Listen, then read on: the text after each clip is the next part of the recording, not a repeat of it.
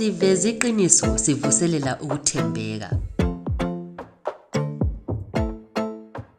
We have Zenzele Ndebele, the founder and director of the Center for Innovation and Technology, coming up with a presentation in collaboration with Attila Mong, consultant, investigative journalism trainer at the DW Academy. And their theme is how engaging using WhatsApp as a low-tech online learning platform. So Zenzele and Attila, it's over to you.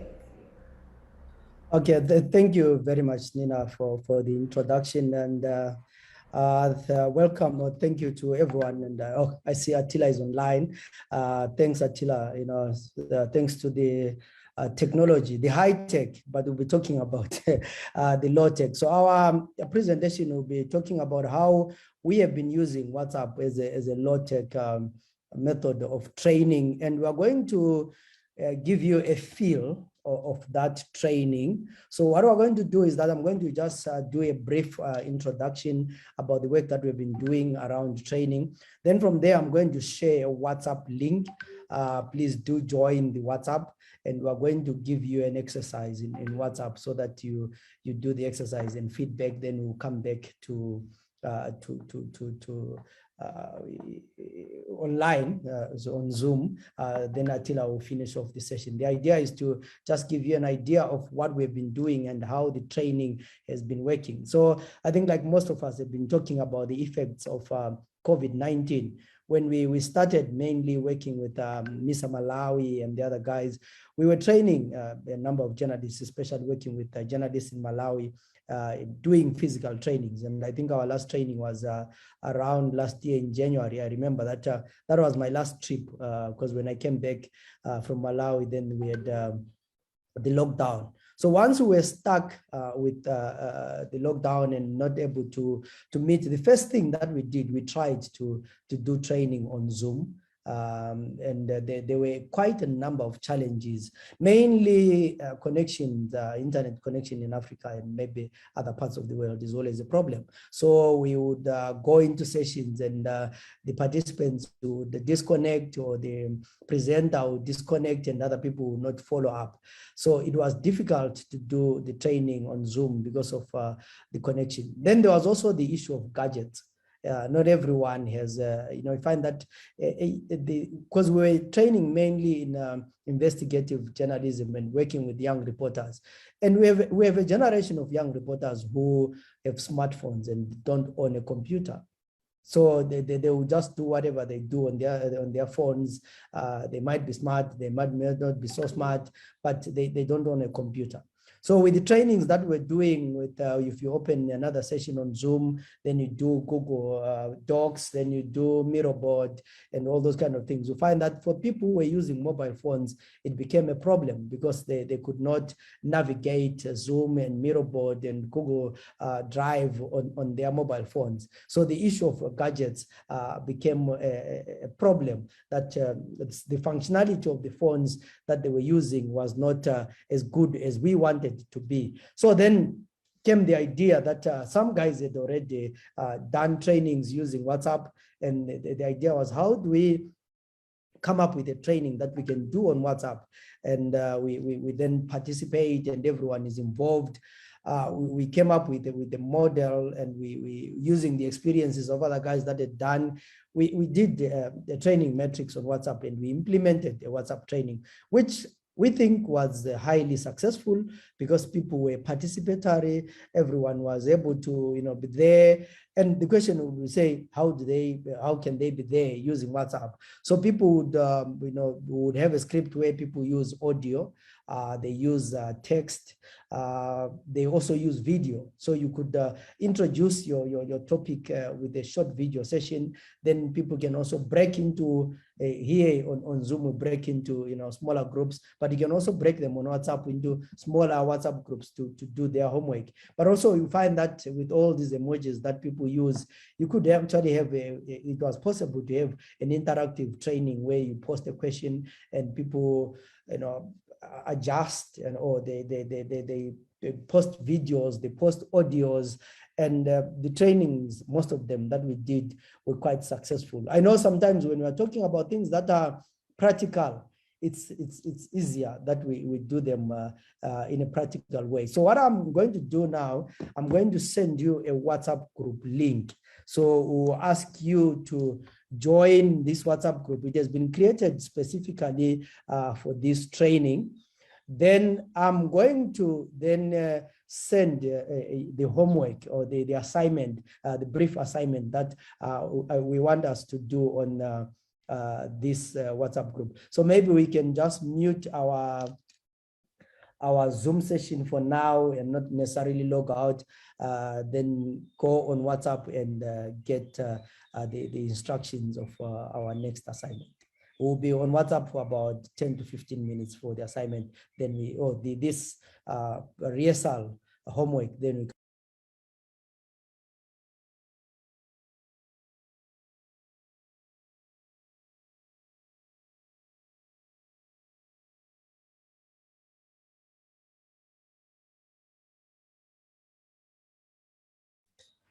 okay, thank you guys for the brief detour to WhatsApp.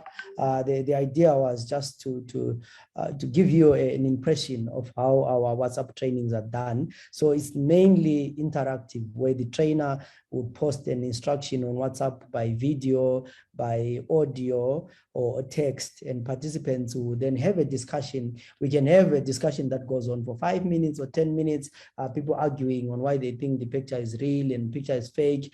We also give them the tools that they can use to verify the pictures. So you can have an interaction where you have assignments going on. You can break the participants into groups, but without wasting a lot of time, I will invite Attila to also add on and have reflections on these exercises. Thank you, Zenza. And actually, the goal of this little mock presentation was to show you how it went in the real environment, and also in a way to show that, you know, some of us, especially trainers who did a lot of physical trainings, how much we were skeptical, and I must say, I was skeptical about WhatsApp, since I knew that investigative journalism is a very, very input-driven training type. So I was a little bit skeptical how we can manage exercises, how we can manage input parts, how we can manage reading materials. But all in all, and this is, I will just go through a couple of slides, what my takeaways were from this training, and again from a really skeptical original perspective. So what I see is that the total benefits of WhatsApp training is that it's a low cost, easy access for participants. Zenza already told you that we started experimenting with Zoom or Teams, actually, just because investigative journalism, the training was quite input driven. So we thought it's really important that there is a personal contact with the trainers, and that Zoom sessions and team sessions will give us an opportunity to speak about the challenges of investigative journalism and the methodology. But I will speak about a little bit later how it went.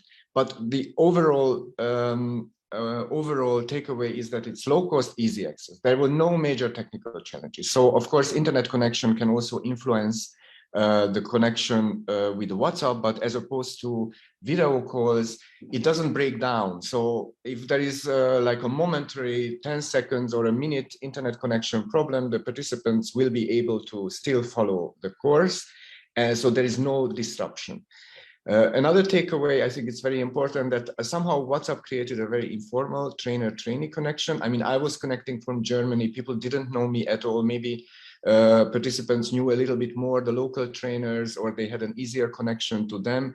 With me too, it was quite informal, and I really enjoyed that kind of informal trainer-trainee connection.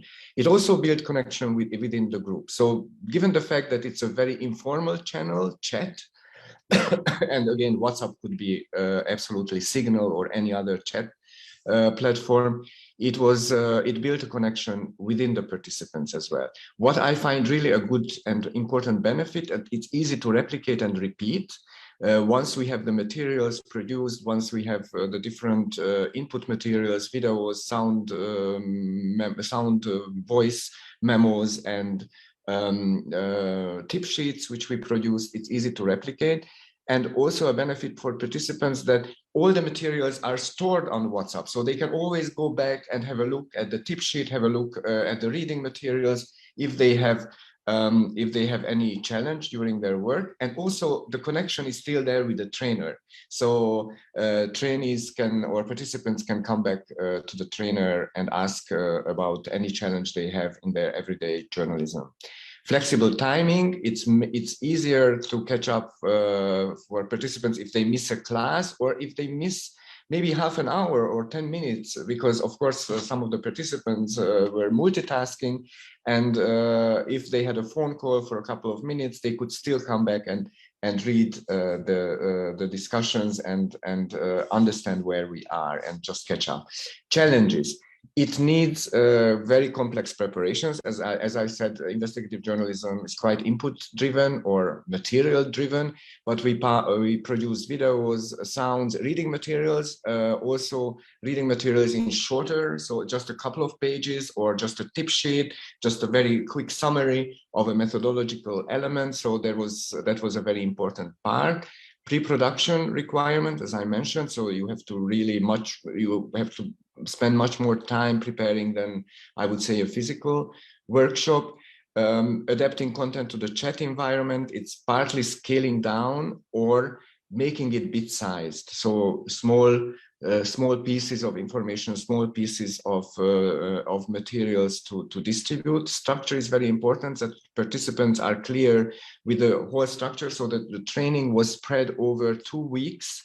Every second day we had 3 hours of online chat segments, and the rest of the time participants had individual or group assignments. And also we reserved during these 2 weeks of trainings reading days, so when people had to dive deeper into their readings and prepare for the chat sessions. So the readings made it much more efficient to train participants during the chat sessions.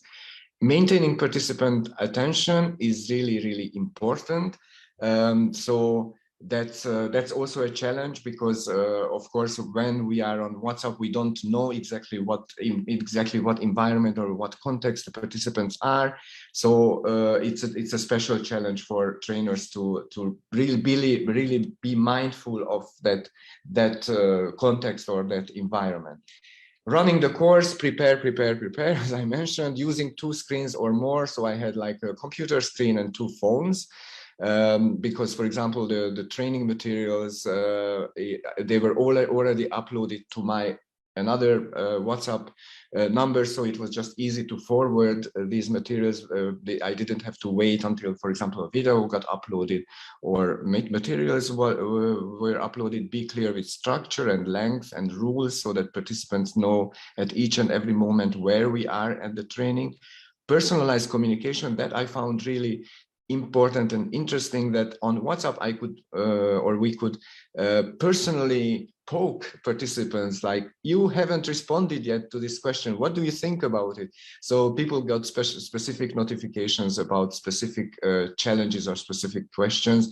Give feedback often, that also helps maintaining engagement and participation, and also encourage in-group interaction. So we created groups within the group. They work on specific challenges, that they had group assignments, and they had special WhatsApp channels where the group were discussing their challenges and their assignments. So that's just very quickly a couple of takeaways from the course, and we still have time for questions, and I'm happy to answer with Zenze.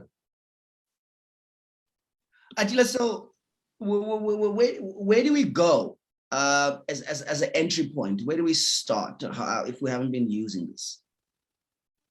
I mean, we've gotten the insight now into the training. How do we, how do we actualize it?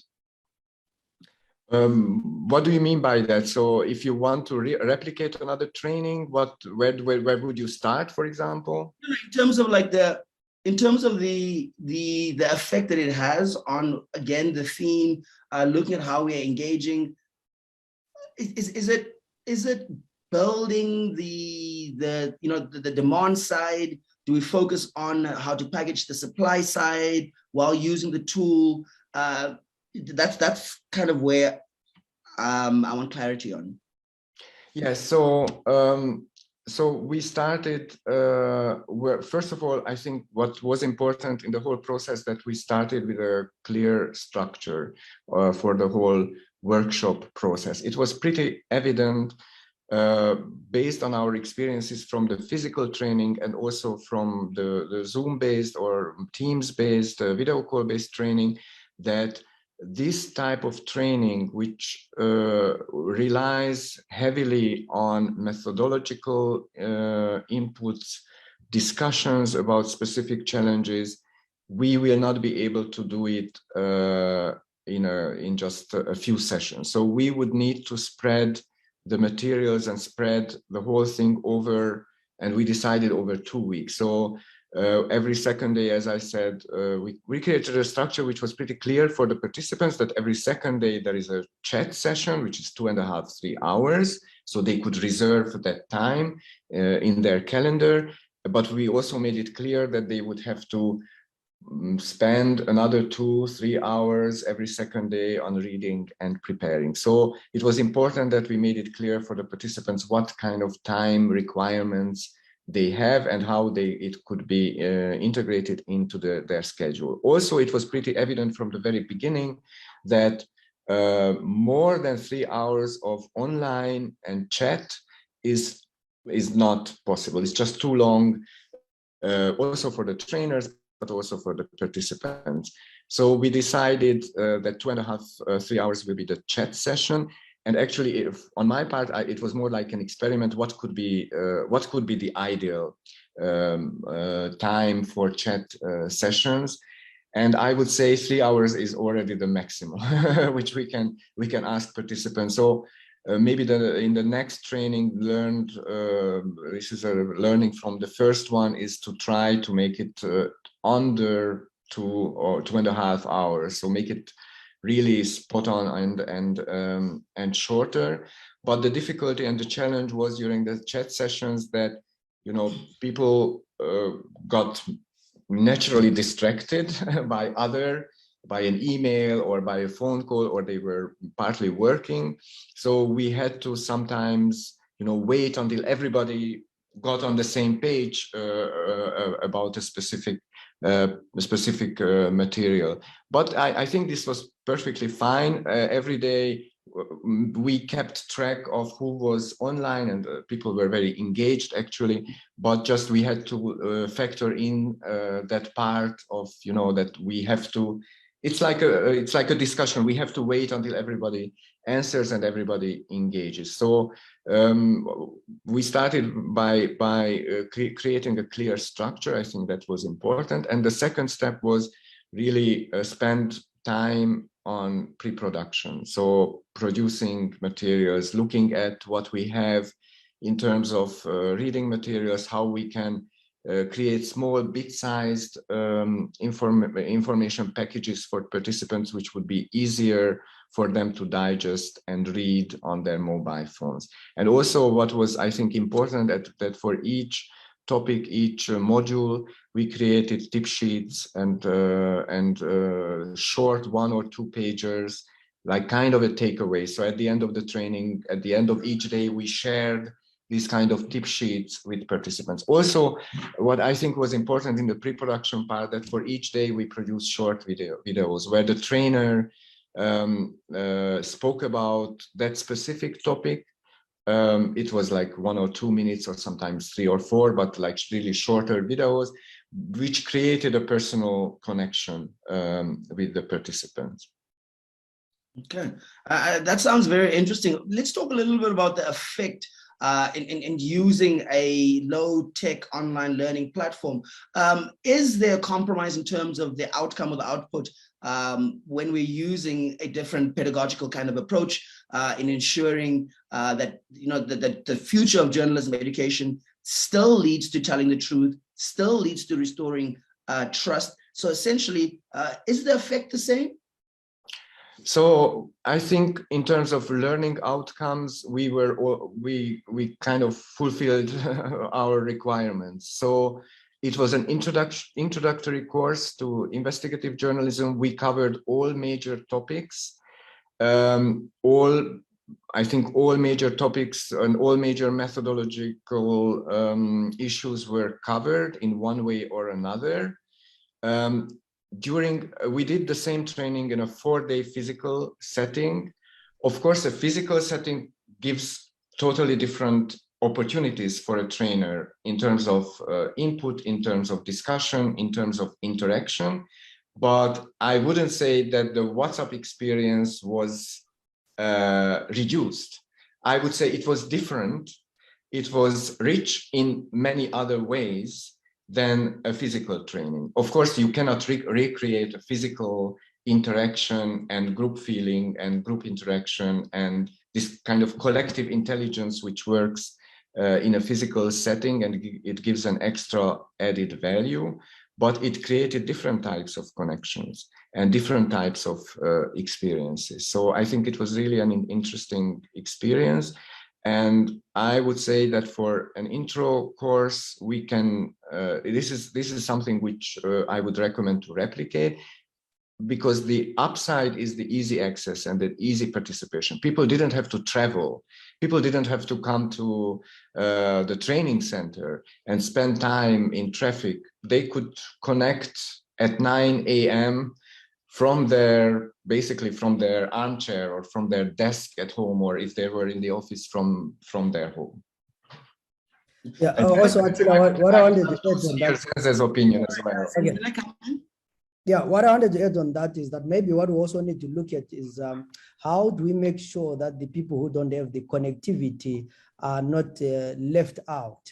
Because we were just talking about, journalism, IA, and the artificial intelligence. And, if you look at the WhatsApp method and those without connectivity, then ask yourself, if you cannot have a stable internet for 5 minutes, how do you use artificial intelligence for journalism? And how do we make sure that we then use this law text to make sure that they are not completely left out, but they have an idea of what is going on, they follow the trends, they get the information at the cheapest possible platform and avenue, because it also has to do, it's not just about the connectivity, it also has to do with the cost of data, the gadgets that they use, and you just have to adapt to their levels and make sure that you give them the basic trainings with the resources that they have. But my question is, in terms of the storytelling, are there different stories coming out? I mean, we're using audio, visual, text versus the physical training. You said in terms of the training component itself, there's not much of a difference. There's pros and cons. What's working here might not be working there. But my question is, in the storytelling, has it enhanced the quality or reduced the standard of the actual journalism? I don't think it reduces the story of or the product, the final product in any way. But also you realize that where like Zimbabwe, maybe like Malawi and Mozambique, and Zambia, most guys are actually consuming their news on WhatsApp more than anywhere else. So you're actually training them to use the same method that they use. At CITE, we have about 10 WhatsApp groups. So the same story that we share on the website, we then copy it and paste it on the website. And you see it in 5, 6 other WhatsApp groups, because WhatsApp offers, or the mobile telecommunication companies here offer data bundles or promotions for people to join WhatsApp. So it's cheaper for them to be on WhatsApp than to visit your website. So you find that your information will be consumed more, and journalists basically end up producing stories for a WhatsApp audience. So it really maintains the same standard, but you are just taking advantage of the platform that they are using, because they are so comfortable on WhatsApp, because every other activity of theirs is on WhatsApp. So if you are taking them on WhatsApp and putting them on Zoom, you are taking them out of their comfort zone to a place where they are not used to, and they actually, you're teaching them how to navigate. You have to start the conference by saying, if you want to lift your hand, here is the button to lift your hand. If you want to mute your mic so that we don't know, or we don't hear you cooking in the kitchen, you have a mute button. But on WhatsApp, you don't need to say anything. because they know. Actually, I was teaching Attila yesterday how to create a WhatsApp group and share a link, because to him it was something that was new, but to us it's WhatsApp every day. So you can write your story and share and publish it on WhatsApp without having any difficulties. Okay, but that's interesting. You know, if you're looking at just the effect and impact of WhatsApp, I was reading a report that was analyzing the role of WhatsApp in the Brazilian election, and how, even though, you know, the current president had a very limited time in terms of airtime on traditional media, that he was able to use the tool to reach out to these audiences. So what are some of the implications that using WhatsApp as a medium to produce stories, but also to consume these stories in terms of the social political realities? In terms of mass mobilization, because that affects journalism. So how do journalists rather first ensure security, because there is, you know, issues around cybersecurity, but more when we are using this, but also in terms of the effect of the tool. Well, there is WhatsApp is the tool of choice in this part of the country, and you also struggle with WhatsApp and fake news. But I can assure you that journalists in Zimbabwe, probably is the same in Malawi, they follow WhatsApp for breaking news, because if there is an accident, you are likely to see the pictures on WhatsApp before any other journalist writes it. Then you have to follow up. So you do have challenges of ethical issues, because any person who passes by, there's an accident, they can post all these graphic pictures that you then see circulating. Sometimes, just last week, a prominent doctor died in my city, and relatives were complaining on social media that they got to know about this accident from WhatsApp groups before they were officially told. So probably even family members saw it on WhatsApp that their mother or aunt had died before they could be officially told by the police or hospital officials. So you find that WhatsApp has the challenges, of course, of fake news. And this is why now WhatsApp has introduced the rule that you can only forward the post to 5 groups at a time, because they are trying to limit the number of times you can forward. And if your post gets to a certain number, then it's written forwarded many times. So if you are seeing forwarded many times, you know it's going viral. You then have to be careful whether the story is true or not. These are the ways that WhatsApp is trying to get to deal with the issues of fake news. Because you remember the issue of WhatsApp in India, how WhatsApp was used to spread fake news. And obviously during election times, the rumor mill on WhatsApp doesn't stop. During COVID, WhatsApp was spreading a lot of things about those who are getting vaccinated are going to die after 2 years and so forth. So you find that journalists then also come up with a side of a project of, fake news, debunking fake news. So if you see a story that is circulating on WhatsApp that is fake, we then do a poster to say this is fake, and we circulate it on WhatsApp as well. So the platform, the go-to platform is WhatsApp. But it comes with its own challenges, because anyone becomes a journalist, and a lot of unverified stories are shared on WhatsApp. Okay. Attila, any closing remarks? Just one important point. Of course, the goal of this chat-based investigative journalism training was not produced necessarily stories by the end of the 2 weeks, although participants worked on story challenges and they elaborated story ideas, investigative story ideas, but that was not the original goal. But I think what's important is, and connecting with what Zenzele said, is that future journalists need to be chat savvy. They need to know the challenges of the chat environment, how this works, how you can make engaging content on chat, because that's again their reality. So they have to know how they can produce quality content and distribute it through chat channels. So I think the fact that journalism education is also offering opportunities for young students and young participants to learn journalism through chat channels, that's also an opportunity for us to raise awareness about the importance of how best use the chat environment to distribute quality content. So I think that's an important intro in that sense as well. Okay. Any closing remarks, Zenzele? No, I think Attila has covered most of the stuff. What I would just say is, where technology is moving fast, we just need to find ways of making sure that no one is left behind. Okay, so I think that the issues around inclusion, particularly digital inclusion, and making sure that the stories that are produced are public goods because they're consumed by it, I think those are good standards to promote. Paula Frey says, thanks, really interesting and useful. I need to leave, but thank you